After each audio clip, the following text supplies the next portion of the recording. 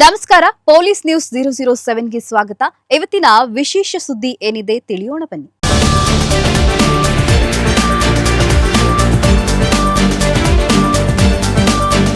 ಜಾಲಿಬೆಂಚಿ ಬಳಿ ಮಹಿಳೆ ಶವ ಪತ್ತೆ, ಅತ್ಯಾಚಾರ ಕೊಲೆ ಶಂಕೆ.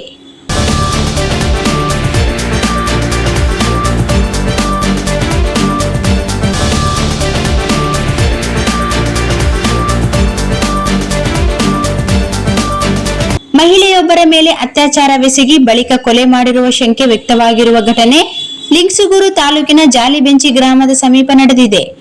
ಮೃತರನ್ನು ಕರಡ್ಕಲ್ ಗ್ರಾಮದ ರಾಣೆಮ್ಮ 35 ವರ್ಷ, ಪತಿ ತಿಪ್ಪಣ್ಣ ಬಜಲರ್ ಎಂದು ಗುರುತಿಸಲಾಗಿದೆ.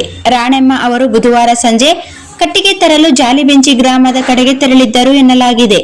ಈ ವೇಳೆ ಮಾರ್ಗ ಮಧ್ಯೆ ಹೊಲವೊಂದರಲ್ಲಿ ಅಪರಿಚಿತರು ಆಕೆಯ ಮೇಲೆ ಅತ್ಯಾಚಾರ ನಡೆಸಿ ಬಳಿಕ ಕೊಲೆ ಮಾಡಿ ಪರಾರಿಯಾಗಿರಬಹುದು ಎಂಬ ಶಂಕೆ ವ್ಯಕ್ತವಾಗಿದೆ. ಮಾಹಿತಿ ತಿಳಿಯುತ್ತಿದ್ದಂತೆ ಪೊಲೀಸರು ಸ್ಥಳಕ್ಕೆ ತೆರಳಿ ಪರಿಶೀಲನೆ ನಡೆಸಿದ್ದಾರೆ.